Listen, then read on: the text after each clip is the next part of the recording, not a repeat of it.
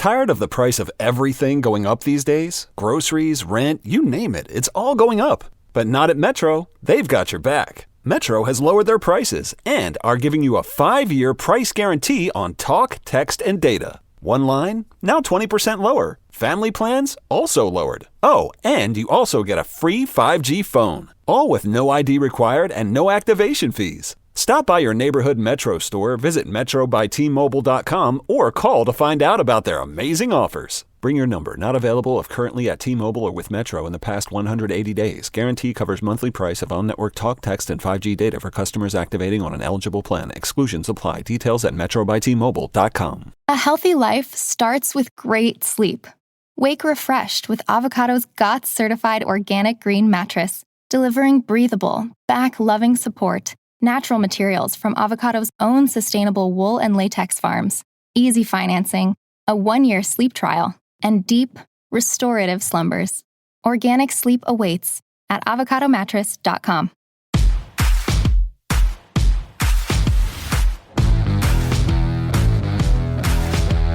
Welcome to the Dogs Podcast with your hosts, Blake Reneker, Justin Charles, and Josh All. Hey, what's up, Browns fans? Welcome back to another episode of the Dogs Podcast. Josh All, your host today, and I've got Jake Burns with me from Browns Film Breakdown, and we're going to be talking about Dillon Gabriel and Shedeur Sanders based on the tape. And this is what Jake does. Jake is a trained eye on this kind of stuff. He breaks down the film on all these players.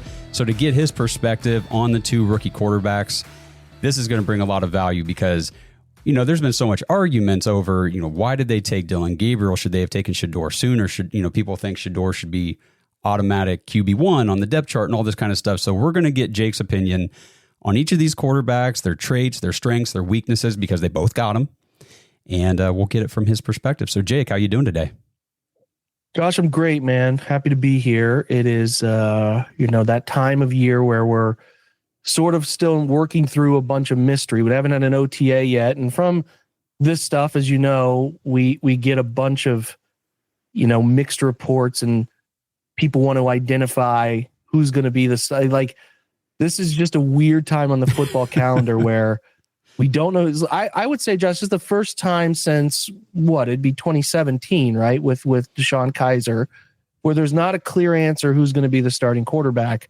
And with that is a bunch of, I think fair banter about who's going to be, who's not going to be, and are the rookies going to start early, et cetera, et cetera.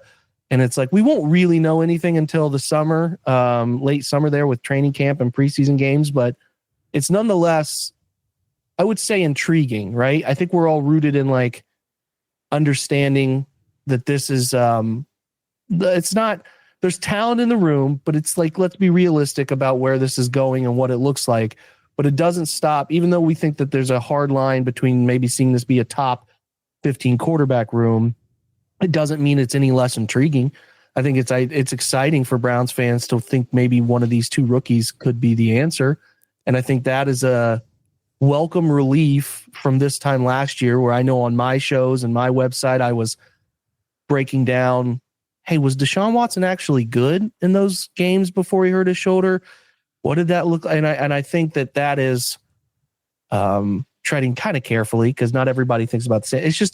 It's a nice break from the trying to justify Deshaun Watson, trying to bring something to that just hasn't been there. So I am excited in that regard, Josh. I don't know if you feel the same, but I am welcoming new arms in the fold this offseason.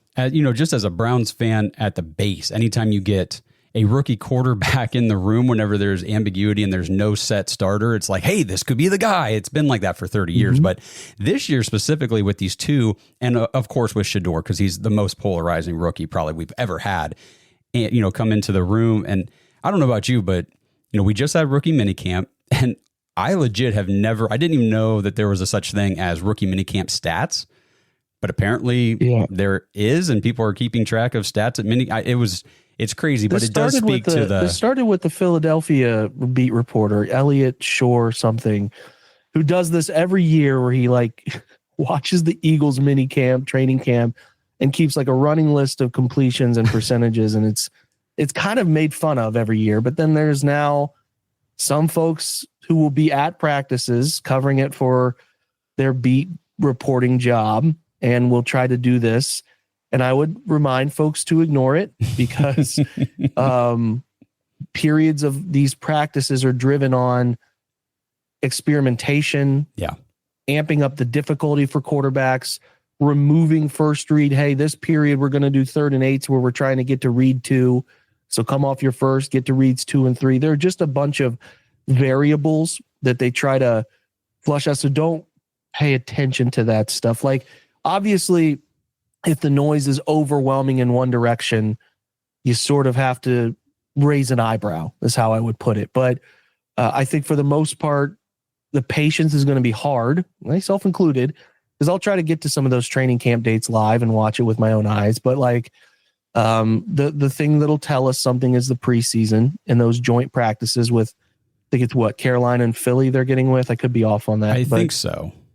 Yeah, it's 2 of those 3 preseasons, but those are when the competition amps up a little bit. So yeah, I think again, Josh, like where I'm at with it is, and why I'm a little tempered on the 2 veterans is that like, I want to be in a world where they're giving opportunity to guys who could be the answer. I want to sort out if the answer is, inside of one of these guys, because we know they have 2 first-round picks looming in the next draft, and hard to make declarative statements on rookies after one season and justify it in that sense. But like everything I'm geared toward is like, okay, is this guy going to be the long-term answer? And that's why like I like Joe and I like some of the elements he brings. And I do like how he will make the rest of the offense feel very involved. But on the same hand, this is the really tricky conversation that maybe we can get into. Maybe we don't have time, but whatever. Like this roster is in a place where it has a bunch of veterans who want to win. Denzel's in the prime of his career. Miles in the prime of his career. Jerry Jeudy has reached that second contract prime of his career. There's a lot of guys, and Njoku and so on, and Joe Bitonio comes back another year. They want to win. Mm-hmm. They want to win right now, but they're also in this quarterback room situation where it's like, we need to solve this in a meaningful way for the next 15 years. But like, you can see how there's a juxtaposition there between where that room is potentially with where this roster wants to be right here, right now, because it's very tempting to be like, this is kind of a punt it season. Let's get the highest pick we can get. And maybe we get there, Josh. The schedule is really hard. You've covered it. I've covered it. It could happen organically, but like what you want to do is going into this year is you want to really compete. So it's like a difficult thing to navigate where the roster is with where the quarterback room is. And that's the decision that is most fascinating to me because, in these conversations that you and I are going to have about these 2 rookies, it is really rare for teams to start a 94th or 144th pick week 1. Like you have those outlier situations. Tony Romo gets hurt leading up to the season. Dak Prescott starts, and obviously we know what Dak became, right? Same thing with Russell Wilson, who comes in that same range and comes into a very veteran situation in Seattle and takes the reins there. But again, you're counting on one hand instances like that where it's panned out. So it would be extremely rare for that outcome to be in place. But that's not to say those guys don't start at some point or don't get a real chance at some point, because they're talented young players. Yeah. And, as far as like punting on the season, we saw that last year whenever they said, we're not going to keep playing Jameis. We're going to play DTR. It didn't take very many snaps of DTR to say, they're not even being competitive is not the goal here. So I think with Dillon Gabriel and Shedeur Sanders, I think you've already upgraded from DTR, in my opinion. I don't know how you feel about that, but I really want to get into what you've seen on film from these 2 rookie quarterbacks that gives you encouragement for the season, that gives you some hesitation that fans need to be aware of, because like you said, it is a 3rd and a 5th round pick. It's not like we drafted a 1st round guy and a 2nd round guy and say, go compete for it. And it's like 2 high profile guys. Obviously Shedeur was high profile, but all the quarterback needy teams passed on him over and over and over. And maybe we can get your opinion at some point too, whether you feel that was more skill related or more, I don't know, Dillon related or whatever the case may be. But, we'll dive into it. But why don't you just let everybody know real quick where they can find you, where they can follow you, how they can support you before we get into the film breakdown? Yeah, that's fine. It's very simple. Brown's Film Breakdown. That's the name of the website.com. And then that's the name of the podcast. So, our goal is to be a little different than most website-based angles where we're deep divey. We want to do film rooms. We want to do less news breaking, more analysis. So whether that's roster decisions, salary cap, or X and O's on the field, that's the goal of what we try to do. So, the angle, no, not really too dissimilar from what you're trying to do, Josh, is passionate Browns fans, love this team, think about them all the time. You're at work at your desk and you should be doing something else, but you're just trying to figure out which of these two rookies are these guys going to start. Let me go to the water cooler and ask my buddy. Those are the people that we want to come join us, because when you're passionate, you crave, you seek insight, you want to talk about it in an intelligent way. And we try to build that community. And I think we've done a nice job with that. So you can find the pod, like I said, on any of those podcast mediums. And then obviously on the website through Substack, we have a good thing going with its own app and a bunch of cool developments. And then we're on all of the social avenues as well, Instagram, TikTok, and all that fun stuff too. So yeah, man, we're just looking to give Browns fans who want to know more about the game and try to talk as intelligently with people who care about it at the same level that they do, a chance to do that. So that's just kind of what we've been doing now for almost coming up on a year. It'll be a year in August. I think we launched August 1. So yeah, man, we're happy with it and excited to see where it goes in year 2. Maybe with a little bit, a few more wins would make it more fun, right? When the Browns are good, I know that's the way it is with our podcast too. The views, the engagement, the interaction is always higher. Toward the end of last season, it dropped off and unless we were talking about, hey, who could we get with the number 5 pick or whatever. But all right, anyway, let's dive into playoffs, right? Yeah, that's the more fun stuff to hit on. Way more fun. But yep. We'll shift over here now. We'll get your insight on these guys from a film perspective. So, Dillon Gabriel, Shedeur Sanders, I'm trying to figure out where the best place to start. What would you say the biggest strength of each guy is, your takeaway from the film? Yeah, I just wrote on this, the best trait for each rookie across the board. And then I kind of covered the thing I'm most concerned about for each of them as well. I mean, with Shedeur, we'll start with Dillon because he's picked first, whatever. Ball placement to me is a thing I think he has a very keen understanding of and applies it correctly, whether that's, a ball up the seam where you're shielding a guy from a safety, maybe you're looking off, coming back, putting a guy on his back shoulder. So he's not taking the brunt of a nasty hit. He can get down and protect his body, whether that's a speed out or a cross field hitch or a cross field comeback or dig. He has a really good ability. It's a consistent ability, in my opinion, to put the football in the place that his guy can get it only, or that he can create after the catch. So he throws a very catchable. I know it's left-handed, and that spin's going to be a little different for some guys, but it's a very catchable ball. And I think the tempo of the throws is good. It's not on top of you too quick when you're in the shallow portions of the field, but it's also got enough arm to go cross field and be on time.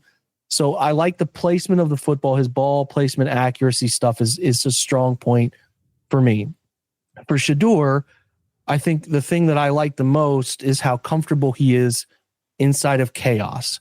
So, if a guy is jittery, if a guy is uncomfortable inside the pocket, he creates his own pressure rolling out kind of against maybe phantom situations where, hey man, there's no reason to leave the pocket to the right. Something Baker Mayfield battled early in his career. Yep. Was kind of rolling to the right too often. And then you get out of the pocket and you create your own pressure because your O-line doesn't know where you're going to be. So I think he's got a very, and I kind of place this with the caveat of that Colorado offense was Shedeur driven, period. They didn't do well in the run game. They didn't mirror their run and pass well to give him deception based looks that created easy throws. Now, there were some screens and stuff that helped get it out of his hands quickly, but as far as opening up downfield alleys, they're just, from an X and O standpoint, were not enough opportunities to make things easier for him. Now he's got Travis Hunter at that level, which is nice, and Jimmy Horn is a nice player, and they got nice, LaJonte Webster. They had nice players around him at the wide receiver. There was skill, but like the offense was basically you get it where it needs to go. We're going to drop you from the gun 3-5 and let you figure it out. And it was just a lot because defensive linemen were teeing off. There was very little deception in terms of like linebackers punching out and playing underneath intermediate routes. DBs didn't have to worry about fitting run very often because the first two levels. So my theory here is like he was doing a lot, and I thought he was, even in the midst of when things weren't going well or when, there's just a lot of predictability in what they were doing, his comfort inside the pocket in delivering a football, making throws in chaos, it's really good. I like that because you can't really teach that. You can either do that or you can't. And I think that's a huge part of what he's really good at.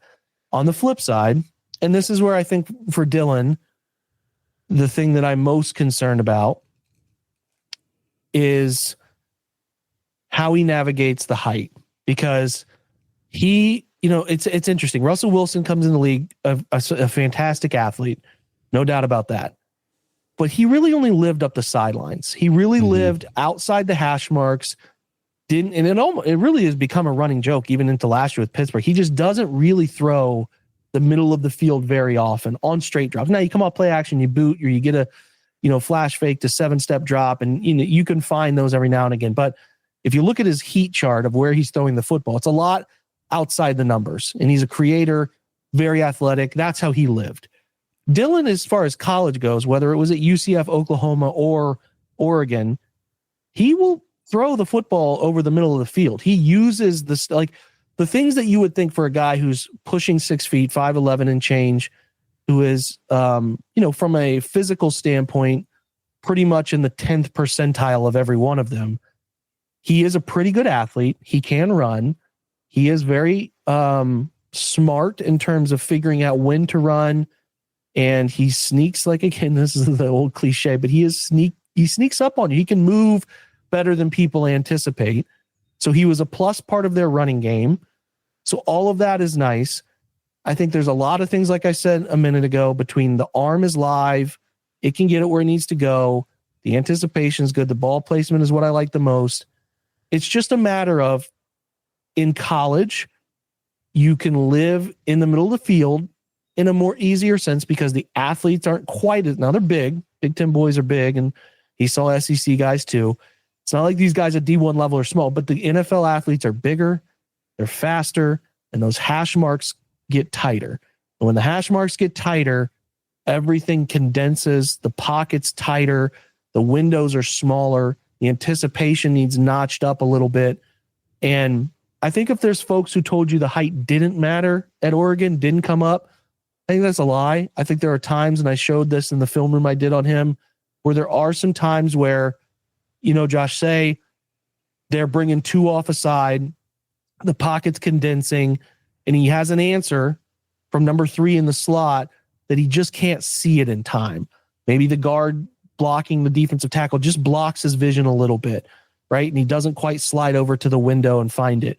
So there are times where on tape, he either doesn't see a player at the second or third level, or he can't find an answer in time that he needs to find. And I know I played small school ball, so this is not even remotely trying to say it's similar. But when, I'm right at 6 foot, and there you have to live in windows. So you have to live, and sometimes taller quarterbacks have to do this too, where you everything's barreling down on you. And if you have guys barreling down on you, you don't necessarily see it the way you need to see it to find that answer, right? So, like, I'm pretty convinced that Dillon can do a lot of things at an NFL Brock Purdy-like level. He can do it. But how good is he going to be at mitigating blind spots on the field? How can he, and Drew Brees did this, was a huge part of Drew Brees' game. If you watch some really cool documentaries on him, he would do these drills in the offseason where he would have to find windows to throw the football. That's what you have to do as a shorter quarterback. The pass protection does their thing, and then those directions that guys are moving, you have to be able to adjust based on defensive line movement, et cetera, to find those windows in the pocket to throw. Because you just can't. I mean, Drew's 6 foot and every lineman's 6'4" above. Mm-hmm. Yep. It's physics, guys. So you have to find windows to throw. And you also have to know when at times you're looking down the field and maybe 20% of it is blind because you just can't see it. So you have to be a really like a very sharp pre-snap to post-snap player who knows where the defense is very, very, very likely to be and find your windows of vision. For Dillon, it comes down to, can he do it? Can he do that consistently enough to overcome the stature disability? It's not a disability. It's just it's a challenge. So if he can do that, if he can navigate that the way he did at Oregon and Oklahoma the 2 seasons prior, he has a chance to be a nice quarterback. I think the Browns like him because they believe in the arm. They believe in the person. They believe in his ability to adapt to offenses and find answers. And he's very smart. He's played in multiple college systems and found a ton of success. I have no doubt that people follow him as a leader. I have no doubt that he's athletic enough to handle the position and moving and rolling and getting out of the pocket, creating some first downs with his legs. But like, it just comes down to how well he sees the field at that stature and keeps the offense on time and keeps the offense in a place that, is limiting turnover worthy plays. Because I'm just like, it's kind of like being a small NBA guard. These guys you got to have something that helps you overcome being 6'1", right? Mm-hmm. Or 6'3", like Steph Curry or Derrick Rose at that same. Are you explosive, jump out of the gym? That helps you. Like, Steph is a generational shooter. If you're going to do this, Brock Purdy is a great piece of film to watch on a guy who's a little shorter, figuring it out. He plays with a ton of anticipation, and he plays with the ability to get out of some uncomfortable situations in the pocket. And I think Dillon has, I know, I'm not saying for a fact, I'm going to be careful, but they liken him to him as a left-handed version of him, that they think this offense, going back to how Kevin plays, mm-hmm. Yep. and create similar opportunities for him to find success. Yeah. They think he's the same leader. They think he's the same type of guy. We'll see if that dice roll works out. They got to be able to run it well. I'll tell you that. You better be able to run it well, and you better create situations where you're minimizing the third and pass as much as you can. That's what the 49ers did early for Brock. It's starting to reap benefits where he's getting better and better, and he's able to create for you, right? Mm-hmm. So that's Dillon. This episode is sponsored by Southern New Hampshire University. Browns fans, I can't tell you guys how many people I've known over the years who have missed out on job opportunities simply because they don't have the right degree or even have a degree at all. I mean, these are people who otherwise would have been perfect for the position they wanted, but they got turned away simply because of educational requirements. If you've ever felt stuck in a job you didn't enjoy, or you felt unqualified or unable to advance your career due to your lack of education or experience, heck, maybe you even have a degree, but now you feel like you chose the wrong major, Southern New Hampshire University could be the answer for you. Go to snhu.edu/bark, B-A-R-K, to learn how you can get started today. SNHU has programs in psychology, cybersecurity, computer science, sports management, game development, data analytics, and finance. SNHU is one of the largest online accredited universities in the United States, and their programs are radically affordable. Their online tuition rates are some of the lowest in the nation. And you might even be eligible for financial aid or have prior college credits that could fast track your degree at SNHU. And because networking is everything, your courses are taught by faculty with real world experience, so you'll have opportunities to connect with people inside the industry. And then when you graduate, SNHU will still be there to help you as you begin your job search. So if you're ready for something new, head over to snhu.edu/bark and learn how you can get started working toward your new career today. Tired of the price of everything going up these days? Groceries, rent, you name it, it's all going up. But not at Metro. They've got your back. Metro has lowered their prices and are giving you a 5-year price guarantee on talk, text, and data. One line, now 20% lower. Family plans, also lowered. Oh, and you also get a free 5G phone. All with no ID required and no activation fees. Stop by your neighborhood Metro store, visit metrobyti.mobile.com, or call to find out about their amazing offers. Bring your number. Not available if currently at T-Mobile or with Metro in the past 180 days. Guarantee covers monthly price of on-network talk, text, and 5G data for customers activating on an eligible plan. Exclusions apply. Details at metrobytmobile.com. Shop the Sherwin-Williams Memorial Day sale and get 30% off paints and stains May 16th through the 26th. With prices starting at $34.29, it's the perfect time to transform your space with color.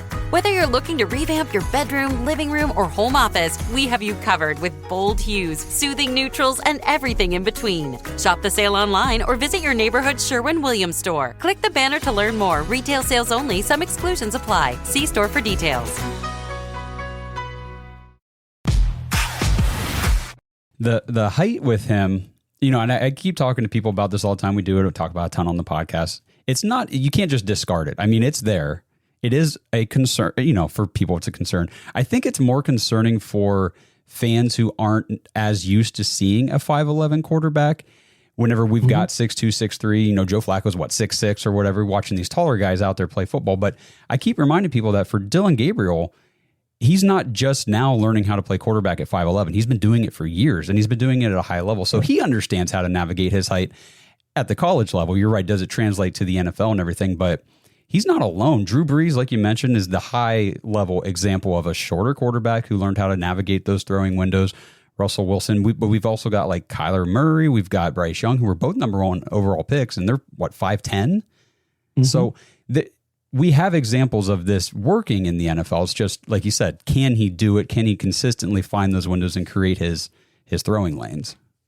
Yeah. That's the only thing I'm uncomfortable with for him figuring it out is just, you got to see a guy do it. You really got to see a guy do it. And like with him, I think there's a little bit of concern over that being a thing. You know, like you'd ask yourself, well, hey, Baker's like 6 foot and some change. How is he the first overall pick? Well, Baker had a really good arm. There's no doubt about that. And it was much stronger than the arm that Dillon had. But as far as like Dillon making the throws, it's a wide range of things here, man, where like, you know, Baker's the first pick and Brock Purdy's the last pick in a draft. And what's that different between the two? It's not that different. Baker's arm, very impressive in person. These guys, not quite as impressive, but it doesn't mean you can't get the job done. Brock Purdy got a $256 million contract the other day. Baker doesn't have that yet, even though he's playing much better, still doesn't have that yet. So just because Dillon's pick 94 doesn't determine whether he can or can't do it. It's just the risk factor and the belief the franchise has that he can do it, right? So the Browns are understanding the odds are against him. They're understanding a little bit of where he's come from. Shotgun dense offenses, spread it out, a lot of quick throws. But there is also enough example from his tape of NFL style front side to back side, sort it out, find it, sit in the pocket chaos, and deliver the football. So I see the appeal. I see why they like him. And again, I would just say the best outcome is that he is a left-handed version of what Brock has done for San Francisco, which could happen here. So again, though, get him in the system and see how he handles it, because you never know how these guys are going to handle I think people underrate significantly how much more challenging it is to go from the wider hash marks to the most narrow hash mark possible, which just condenses all of those looks in college where you can really get 3x1 looks, very wide, pull linebackers out of the box. It forces teams at the college level to take an extra defensive lineman off the field. The windows are bigger because the field allows the windows to be bigger, and you just don't get as much of that. And although the field's still 53 and some change lateral, that doesn't change.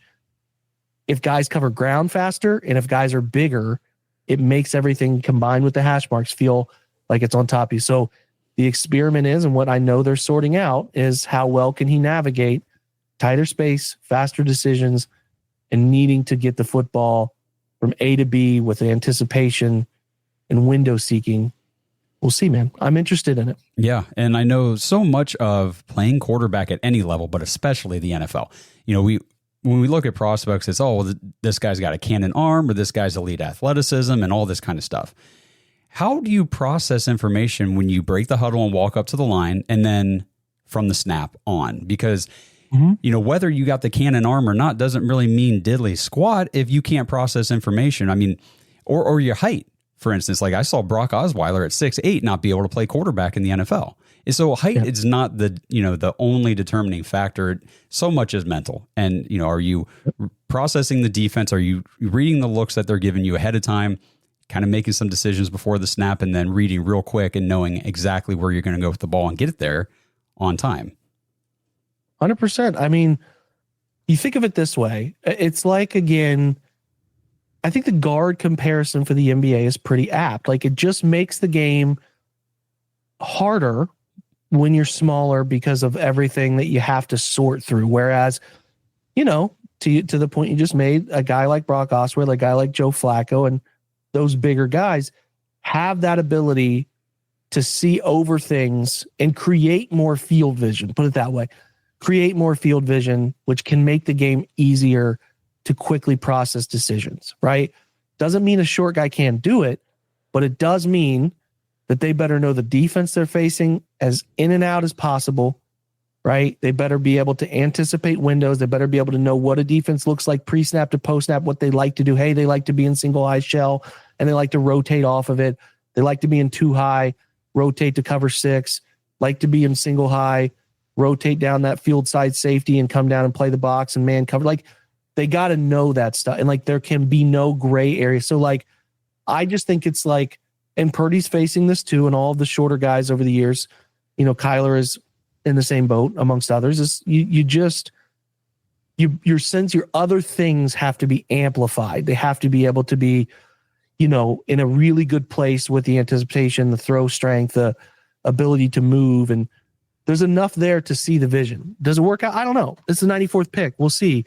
But I understand their decision to give this a whirl, because from everything you gather, he's a pretty smart dude. He understands the game really cleanly, and all of the elements that surround what a quarterback needs to do, he seems to handle it pretty well. So are you telling me he's that much different as a prospect to Tua Tagovailoa? I don't think so. I don't think it's that much different.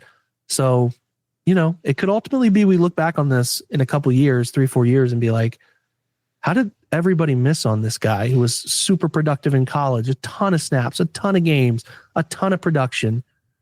That's the hope here, Josh. I mean, that's the home run, is that you get that Brock Purdy version, or a version of Tua who's very point guard based and is getting the football out and on time and anticipating. So, that's where I'm at with it, man. It's certainly possible. It's certainly possible. It's the thing I'm looking forward to the most. So based on what you saw on film with Dillon Gabriel, though, does it make, do you understand now why they took him at 94? Was it a good pick? Should they have waited a little bit longer? Or after you broke down, the tape after they took him, was it like, oh yeah, okay, I see why they did this, and it's probably good they took him where they did? I mean, I see the parts that they like, right? I think you got a guy who can get out and throw on the run, who is meticulous, I think, about his craft, to the point that they feel like he will master the under center concepts that they want him to do. He worked the middle of the field far better than I anticipated he did collectively across that year at Oregon. And he throws hash to wide side with enough arm strength to get it where it needs to be. He throws a catchable deep ball.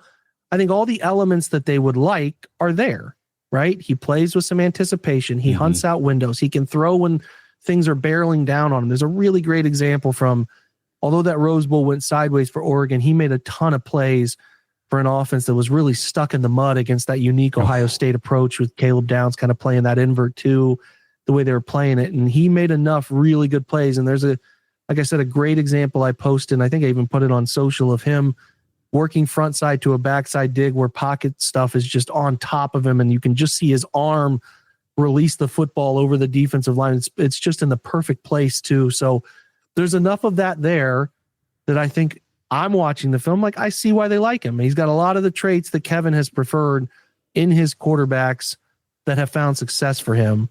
So I get it. I think they were probably nervous about some other team liking him enough that they didn't feel like, what was it, 122 or something like that for Dylan Sampson, that they just didn't trust that he would be there, and they wanted to make it happen. I mean, it's clear from him, you watch Dillon Gabriel's like pre-draft videos that are out there, he kind of thought that was the range they might take him to. So, yeah, man. I mean, we all ask these questions about some quarterbacks who figure it out, right? And play successful ball. And you're asking yourself, well, and how did the entire league pass on Purdy and figure it out in the 49? Like it just can happen, right? It just can happen. So, just because it's the Browns doesn't mean you hand wave it away that this could be a guy that can work for them. And I do see the traits and the way he plays the game and how he tries to distribute the football being a potentially fruitful answer for them. So I think a lot of people want to believe it's Shedeur, and it could be. It really could be. I mean, I had a higher grade on Shedeur,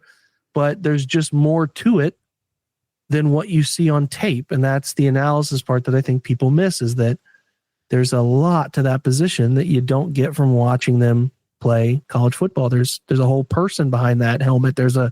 How do they handle a bunch of those elements? So yeah, that's why I'm very open-minded to seeing what Dillon can do. Well, let's talk about Shedeur then, because, speaking of guys that got passed on by a ton of teams, I mean, we've talked about this a lot on the pod. Like, I think I said the top 6 quarterback needy teams all passed on Shedeur Sanders multiple times. And, even the team that ended up taking him. So what was it about Shedeur? You kind of already hit on his cool and the, calm in the chaos, kind of one of his top strengths. Let's start off with, what did you see on film that concerned you or was a weakness of Shedeur? And then we'll just kind of talk about him overall.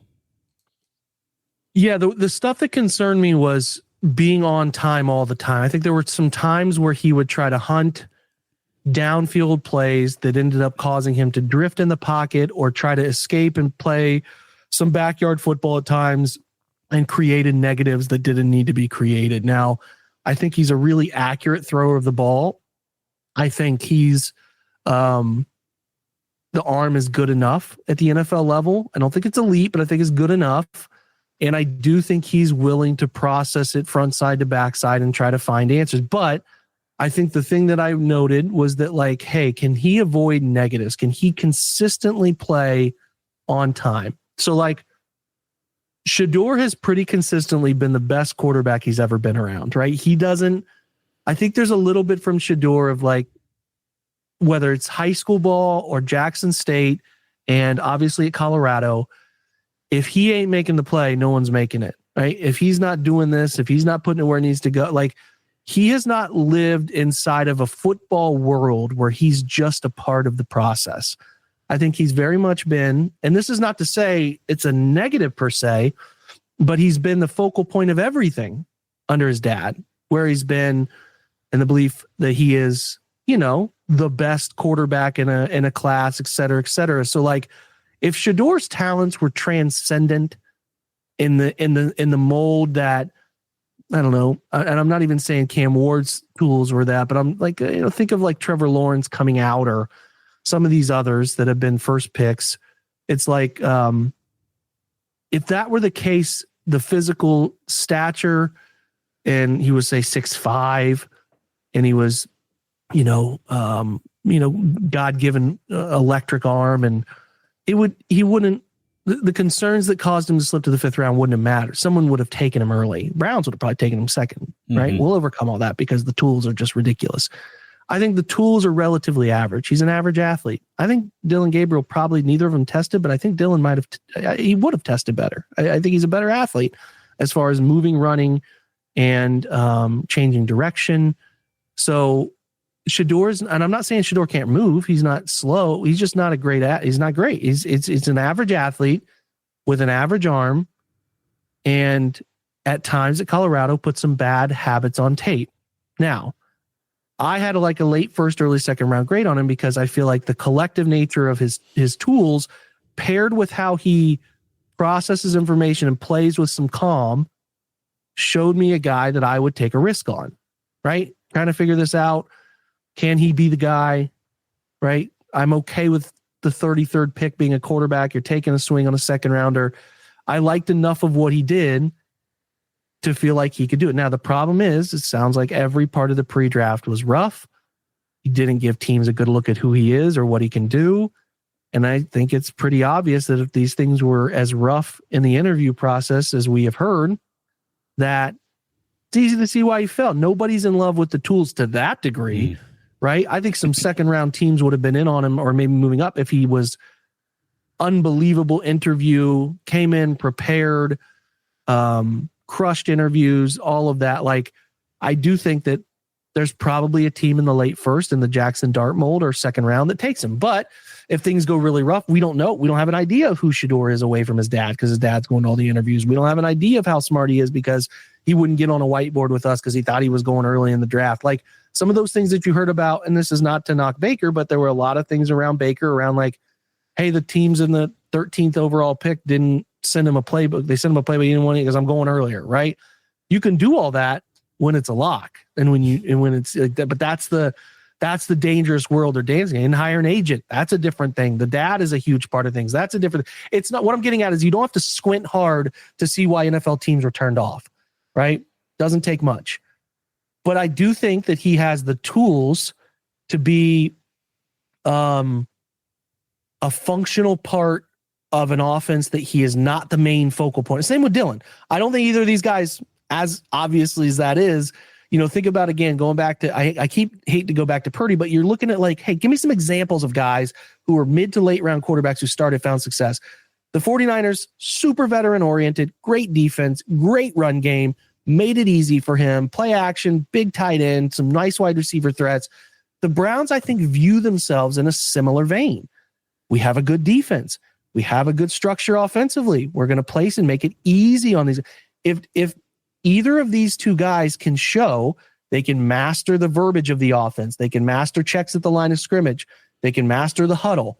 If they can show they can do that, I do think the structure around them offensively can be conducive for a young guy coming in, stepping on the field and showing he can keep a group on schedule and kind of push the ball down. Like Purdy started like 5 games his rookie year, played in 9 total. As I was looking at it the other day, he still threw for like 13 touchdowns and 4 interceptions. So it's not impossible here. Teams want to believe that these guys, but when they get their chance, are they ready to do so? For Shedeur and what you're looking at, paying attention to in this early portion is how well does he, it's the old Kevin Love, LeBron goofiness. Like, does he fit in or does he try to fit out? Right. Like, if he can be just a part of this offense and be a low maintenance piece of guiding, directing, distributing, he can be an answer. He's got a live arm enough at the NFL level. He's got the processing, I think, can be fine. I think there's a lot of he's very well-rounded. May not be elite in any one category, but he's well-rounded. So if he can continue to stay on script, on schedule, on time, avoid negative plays, as we know, who gets paid in the NFL? Quarterbacks, wide receivers, offensive tackles, defensive linemen, and corners. People who stop the passing game and people who stop the quarterback. If you can't take sacks, you can't take ugly sacks in the NFL. It's a death sentence. So he can't take negatives. So can he speed up his mental to get the football out where it needs to get and avoid taking negative plays, throw the football into the first row, that kind of stuff. I need to see it. It's the same thing with Dillon where I think they're capable enough to do this. But I need to see how it looks inside of the structure. It's clear the Browns are trying to 49ers this thing from that year where we have a good defense. We have all the elements on offense, a couple tight ends now we feel good about. We know one of them's really damn good. We got a couple good receivers we feel good about to play, a significant amount of 12 personnel, but also we think Deontay Johnson can come in and separate, play a little 13 personnel. We got 2 running backs in this draft. Think about, again, how rare it is to see some teams do the things they're doing. Like the Browns, you don't see teams pick 2 running backs in the same draft with that sort of, not a second rounder and a 7th, but a 2nd and a 4th. Yeah. They're going to try to run the hell out of the football and make whoever is playing quarterback have the easiest approach to the position. So, yeah, man, I think that's why it's possible one of these young guys can do it. And I think, again, they're looking for somebody who can just keep things moving in a good direction, stay on time, navigate. They're not asking to do what Deshaun Watson has been trying to get the Browns to do and obviously got them to do last year, which was make him drive the bus. They want to make the quarterback just be a guy sitting in the middle of that bus, just doing their role and make it as easy for them as they can. So, there's a larger conversation, Josh, about What are they trying to create here with the 4 quarterbacks?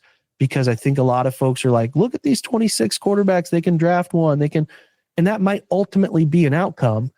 But this roster is not in a spot where Joel's returning and some of these Miles is extending. And Grant is older on a second contract. Denzel is older on a second. It's not a punt the season thing here.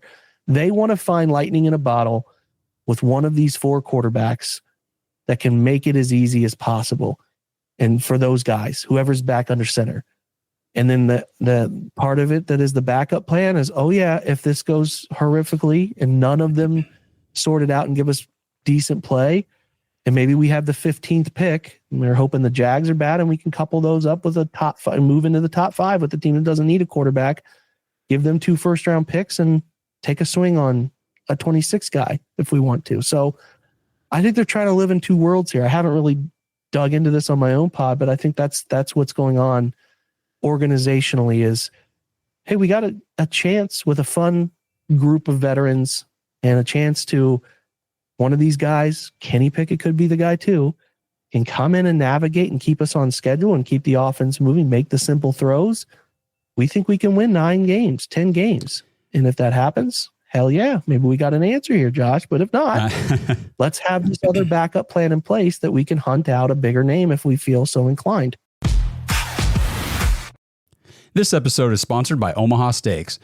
Browns fans, whether you're grilling with your dad or the kids are grilling with you, there is nothing like grilling out for Father's Day in the backyard. When it comes to Father's Day, some things never change. We all know dads want steak. A recent survey actually shows 75% of Americans agree there is no better way to spend Father's Day than grilling with the family. So shop omahasteaks.com and give dad the legendary Heartland quality that he deserves. Plus, our listeners get an extra $35 off with promo code BARK, B-A-R-K, at checkout. I get my dad Omaha Steaks every single year for Father's Day, and now that I'm a dad too, that's what I'm looking for Father's Day. Because Omaha Steaks offers unrivaled quality and variety, and every bite is backed by their unconditional 100% money-back guarantee. So this Father's Day, give dad the world's best steak experience with Omaha Steaks. Visit omahasteaks.com for guaranteed perfect gifts that deliver legendary quality, and for an extra $35 off, use promo code BARK, B-A-R-K, at checkout. That's omahasteaks.com and an extra $35 off with promo code BARK at checkout. See site for details. Yeah. And you keep bringing up Brock Purdy and the 49ers as an example. And I can just hear right now a lot of, fans out there and people listening to this are going to say, oh, the Browns, and the Browns get poo-pooed on a lot. And last year was a catastrophe. But we tried to do things, like you mentioned, so different last year. So out of, what Kevin Stefanski likes to do to try to get Deshaun Watson to work. It was all hands on deck. Just we're desperate to get this to work. And it didn't. But what we've seen from Kevin Stefanski ever since he came here at 2020 is a competent offense, a competitive offense, as long as you've got competent quarterback play. That's all it takes. And I think you were on our show maybe last year or the year before talking about this. Like Kevin Stefanski's offense, like you just mentioned too, tries to minimize the role of the quarterback to make it as easy for him, minimize the quarterback's weaknesses and all that kind of stuff, which is exactly what the 49ers are good at doing with Brock Purdy. I mean, Kevin got the best quarterback play out of an uninjured Baker Mayfield up until recent years. I mean, that was Baker's best showing was with Kevin. And then Jacoby Brissett was like, wow, this guy he got the most out of Jacoby. He got the most out of like PJ Walker, for crying out loud. I mean, if you can run Kevin Stefanski's offense, he can help you be successful, but they have to run it, Josh. They have to run. The best things that he has done here is when they have had a successful early down run game. Right. And that is clearly something that, as I watched last year and the year before, now the year before was when you didn't have the expectation Nick was going to have a destructive knee injury. So I get it. But then last year, I don't think they prepared well enough and committed the resources enough to solve that. It is clear to me above all else, the hiring of Mike Bloomgren and what he's done traditionally in his early NFL years, what he did at Stanford and when they found their success and what he tried to do at Rice is, okay, this looks like they're going to commit to this certain specific style of run, and they understand the importance of getting this in a better place. And then they draft 2 guys. Right. They're going to run the football a lot. And they should. And ball control, time management, keeping the other offense off the field is the recipe. And it just comes down to how well they can run it to make life around whoever's under center as easy as possible. Because right now they don't have a guy that can win because of. Right. And right now we could even question if they have a guy they can win with. But what you have to do to have a guy that can win with is have all the elements in a place that matter to give them a chance to win with. So we'll see if they can find a win with quarterback and have it the past few years, right? So if you can find that win with quarterback, maybe you make it so easy on them for a period of time, they end up becoming the win because of guy, right? That's what you're hoping. But if not, like I said, you get hungry and you like the idea of taking a swing on a guy in a bit more of a, at least preseason here. We'll see what the college season gives us, but we think it's got a chance to be a deeper collective quarterback class next year. So I like that. I like the position they're in to try to do both things here. For sure. And, again, with the 49ers example, like you speak of, they thought they were getting a quarterback. They wanted to try to go get a quarterback that you could win because of. And that's why they traded everything they did to go get Trey Lance.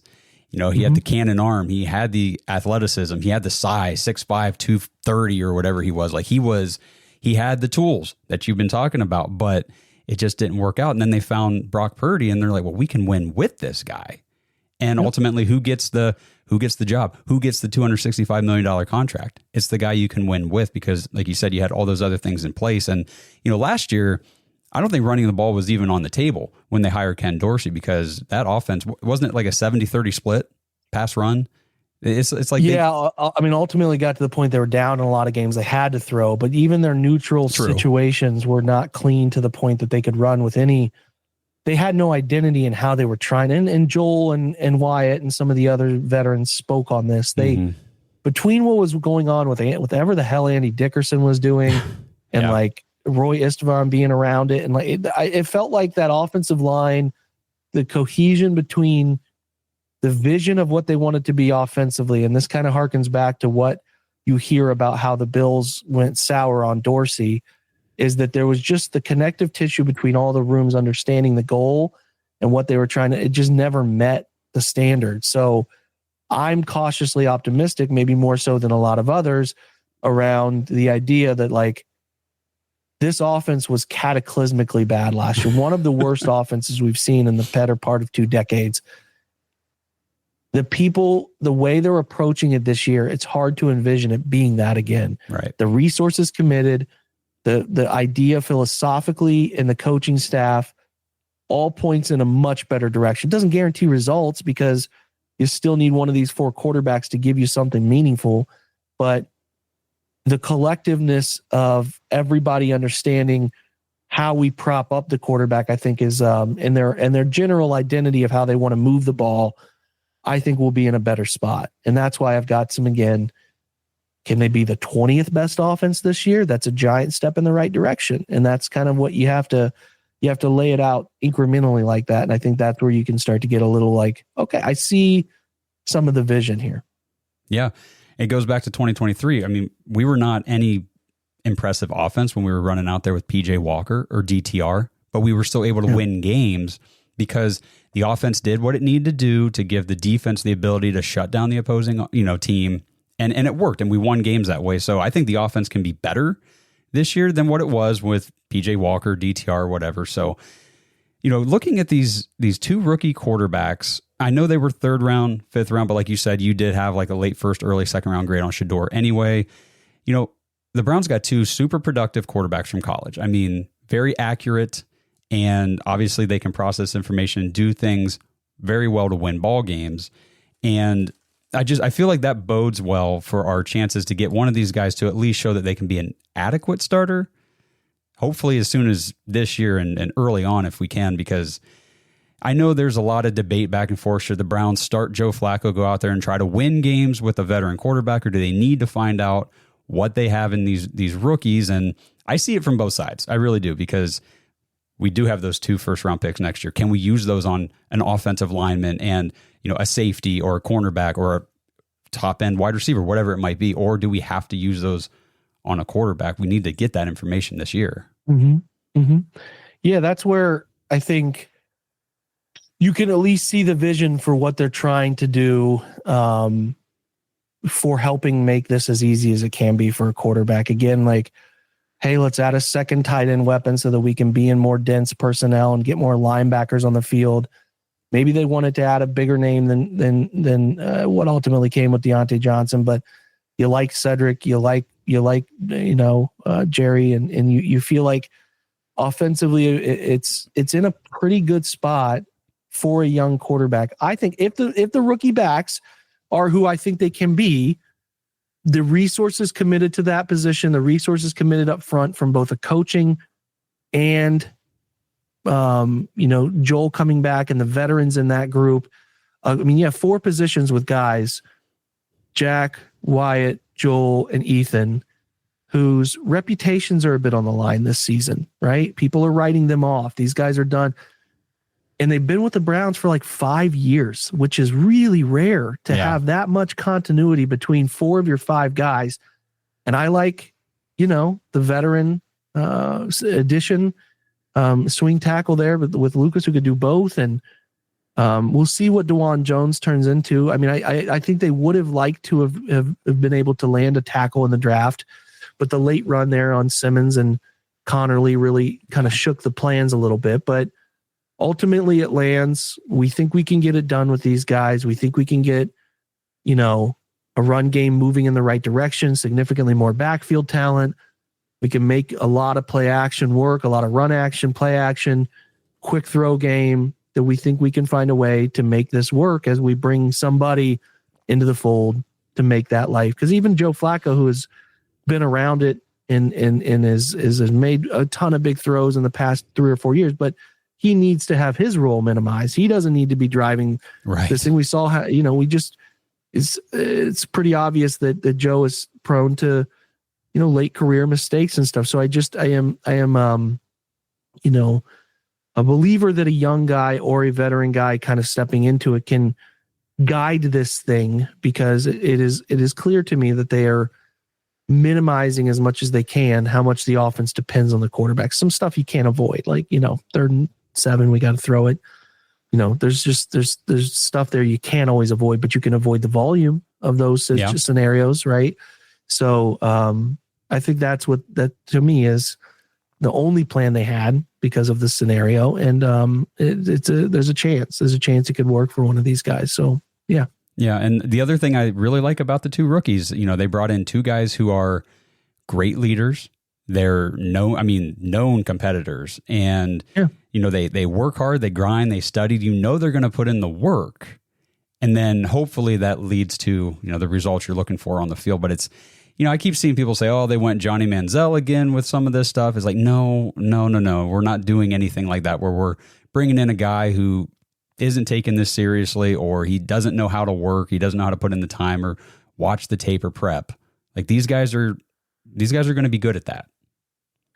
It seems like it, right? I mean, you kind of get some of the stuff with Shedeur. He definitely seems prepared. I think it probably boiled down to, more than anything else, an arrogance thing with him in the process, and the backward nature of his no agent approach and some of that stuff. But I have no reason to believe he isn't working hard.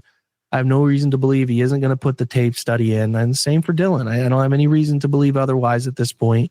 So, yeah, man. I mean, I see the appeal to what they're trying to do with those young guys. And the thing I like above all else, Josh, though, is that they played a lot of ball. Yes. They played a lot of college snaps. And guys who come in early and find success, it is those guys who have a lot of experience. And you like, because, again, Shedeur has seen different offensive coordinators, and between Jackson State and obviously in Colorado, and he's learned new systems and new ways of thinking about offense. We obviously know that Dillon has seen several new offenses, so it's not something that they're uncomfortable with, where they go to college, they have the same OC for 3 years, they've done things one way their entire career. And that's something that we'll see how Jackson Dart handles it, right? He's never been away from Lane Kiffin in a serious way. He's never been away from their gun, clap approach. Like, there's just a lot, man. There's a lot to learn. There's a lot of protection adjustments. There's a lot of on the fly, in the huddle, long play calls in the huddle, navigating all of that at the line of scrimmage, barking out cadences, and just, it's a lot. It's a lot. So, but the thing you like is that both of these guys have seen a lot of ball. They've seen a lot of ways to view quarterback play, a lot of ways to view offensive cohesion. And that's a reason that you should be encouraged. I still think it's hard to lock in one of them being the week 1 starter. It's not that it can't happen. It's not that they can't get into OTAs here and mini camp and then ultimately training camp and preseason, and one of them blows you away and just is phenomenal. We want that. But I think you got to be kind of careful walking that line of like expectations for them. But I fully expect one of them, if not both of them, will get a chance to be involved and potentially start some games down the line here. I mean, you just got to look at the nature of, like, if you start Pickett, he's got a little bit of an injury history there. And Flacco, we all know, has not really been one to string double-digit starts together. So the door will be open. It's just a matter of when that door is open and inside of a tight time frame here, can either of them capitalize? Because, the Browns could always punt and trade and get another first-round pick for the 27 draft or something. But, I think they'd like to have some idea of what they have with these young guys to make an educated choice on what they do with the next pick. But I like swinging. You got to swing at quarterbacks, man. You got to keep them coming in. You got to keep trying to solve this thing with, figuring out different types of guys. And I mean, again, I'm an easy guy to please at this point because I was so tired of watching what they were doing with Deshaun. I can't stomach it. I couldn't watch he's any making of that. a bunch of Instagram posts and trying to be relevant, but I can't watch another snap of it, Josh. So I'm excited for something else. I know. I saw the post of him like throwing at Berea the other day, and I was like, that's fine. I mean, that's cool, but you're not gonna play. Like you can't play anymore. You can't run it back when your owner's already called it a swing and a miss. It's just, there's no way to do it. No, you cannot. So, well, I tell you what, we got a few minutes left here. Why don't you just give me a quick, condensed rundown on the two backs? Because you keep mentioning them, and they're going to have a lot of impact on how this offense runs, what the quarterback's going to be responsible for. So Quinshon Judkins, Dylan Sampson, what do you see on the film? What do you like? What don't you like? How's this going to work for the Browns? I mean, two guys who have played inside of the SEC and the Big Ten now with Judkins, who have seen a lot of football. Both offenses have asked their guys to block.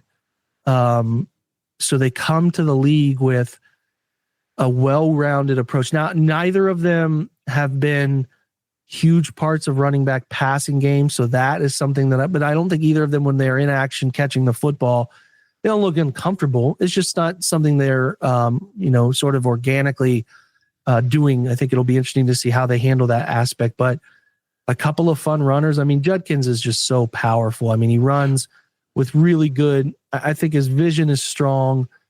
I think I'm interested to see a little bit of how he handles, the second level anticipation of moving players.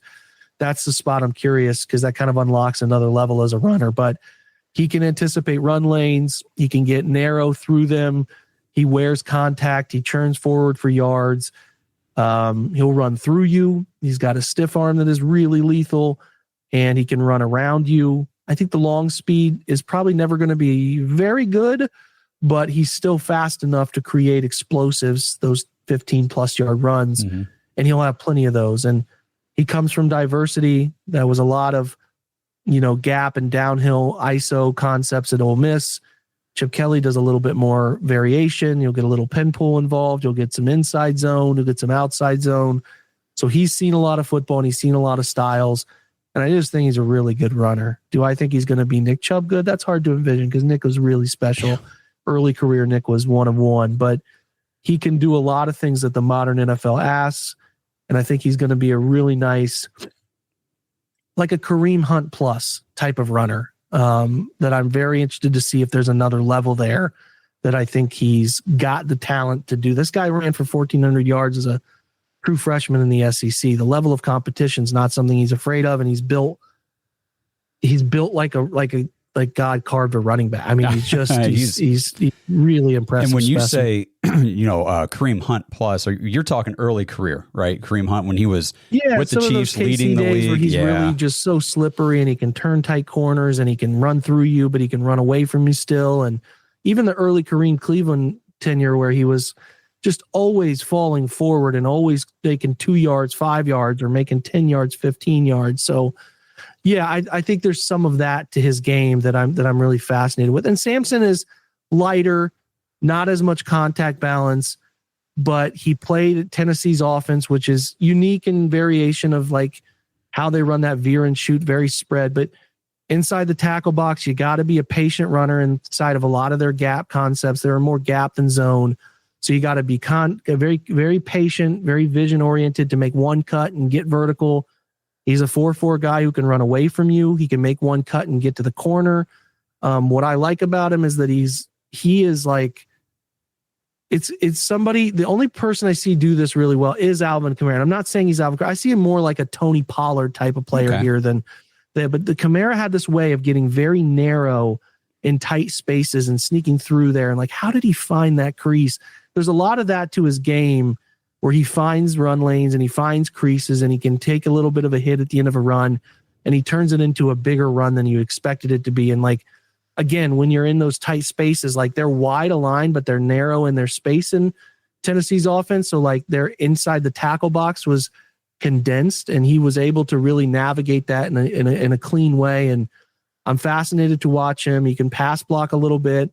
I think he's a good athlete and he works his butt off too from everything you gather. So I think he's a great compliment. I kind of tried to trace this a little, Josh, with my study of, these players crossing into like when teams sort of like had two premier picks or players at the position recently, like the Seahawks had those back-to-back years where they took Kenneth Walker and Charbonnet.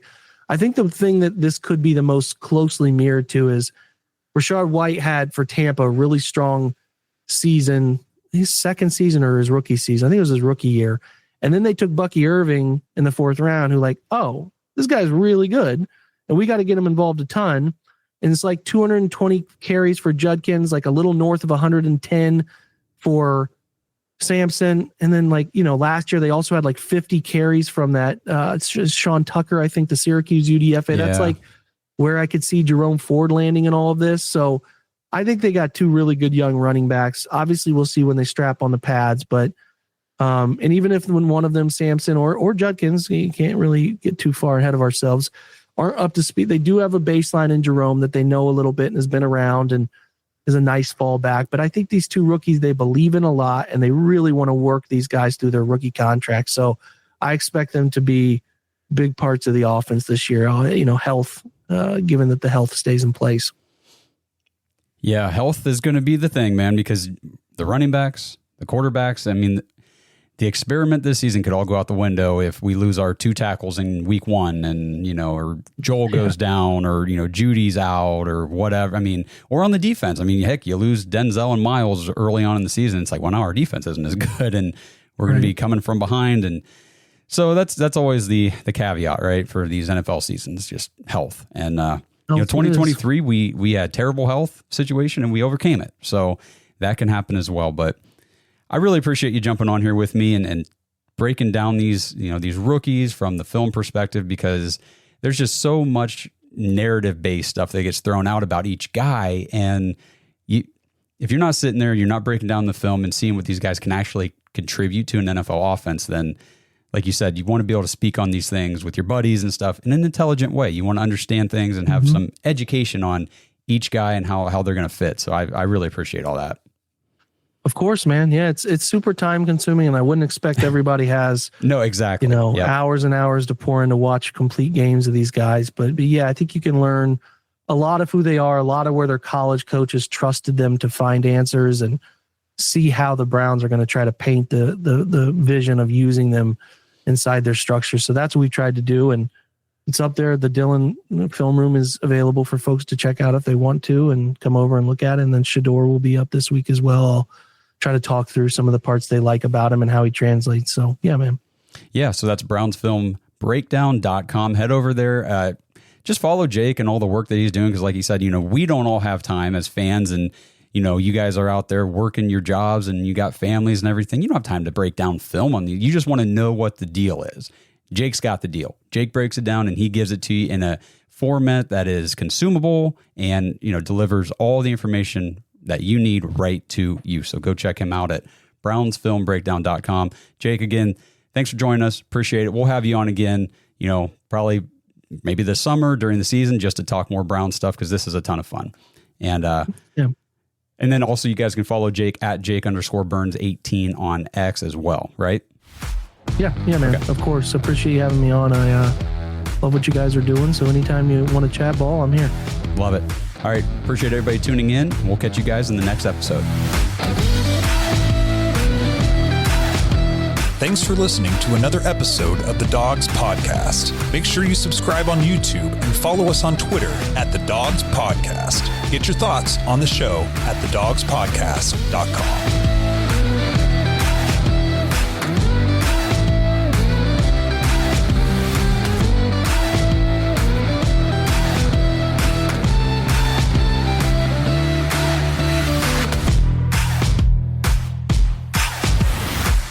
This episode is sponsored by Manly Bands. Guys, is your wedding band old, outdated, or just not the same taste you had when you were younger? Or hey, maybe you're about to get married, but you don't want to deal with the salespeople at the jewelry stores. Manly Bands has the best wedding bands made specifically for men. They have the classic timeless gold and white gold styles, but they also have rings made from platinum, black zirconium, tungsten, titanium, even materials like meteorite and dinosaur bone. Yes, your wedding ring could be made from a dinosaur fossil. That is a real thing. They also have different ring collections, like their Jack Daniels rings made from actual Jack Daniels whiskey barrels. They also have Lord of the Rings and DC Comics band collections. Head over to manlybands.com/dogs and take advantage of their 30% off sale with free shipping. Plus, use promo code DAWGS, DAWGS, when you check out for another 10% off your order. Now, every Manly Band comes with a free silicone ring, and if you don't know your ring size, that's okay. You can order a free ring size chart from Manly Bands to make sure that you know exactly the right size before you order. And then if you get your ring and it doesn't fit just right, you can always return it or exchange it without any hassle. And I know this because I like my rings to be a little more loose, and the first band that I got was just a little too snug for the way I like to wear it, so I exchanged it, and the whole process was quick, easy, and I had my new ring in no time. And now, Manly Bands is even accessorizing men beyond just your wedding rings with their chain necklaces and chain bracelets made for men by men. And if you need groomsmen gifts or anything else, Manly Bands has you covered with their barware, whiskey glasses, flasks. They even have customized coasters and flight trays. So skip the jewelry stores, avoid the salespeople, and get a wedding band that was designed for you. Manlybands.com/dogs to get 30% off, free shipping, plus get an extra 10% off when you use code DAWGS, DAWGS, when you check out. Tired of the price of everything going up these days? Groceries, rent, you name it, it's all going up. But not at Metro. They've got your back. Metro has lowered their prices and are giving you a 5-year price guarantee on talk, text, and data. One line, now 20% lower. Family plans, also lowered. Oh, and you also get a free 5G phone. All with no ID required and no activation fees. Stop by your neighborhood Metro store, visit metrobytmobile.com, or call to find out about their amazing offers. Bring your number. Not available if currently at T-Mobile or with Metro in the past 180 days. Guarantee covers monthly price of on-network talk, text, and 5G data for customers activating on an eligible plan. Exclusions apply. Details at metrobytmobile.com. Shop the Sherwin-Williams Memorial Day sale and get 30% off paints and stains May 16th through the 26th. With prices starting at $34.29, it's the perfect time to transform your space with color. Whether you're looking to revamp your bedroom, living room, or home office, we have you covered with bold hues, soothing neutrals, and everything in between. Shop the sale online or visit your neighborhood Sherwin-Williams store. Click the banner to learn more. Retail sales only. Some exclusions apply. See store for details.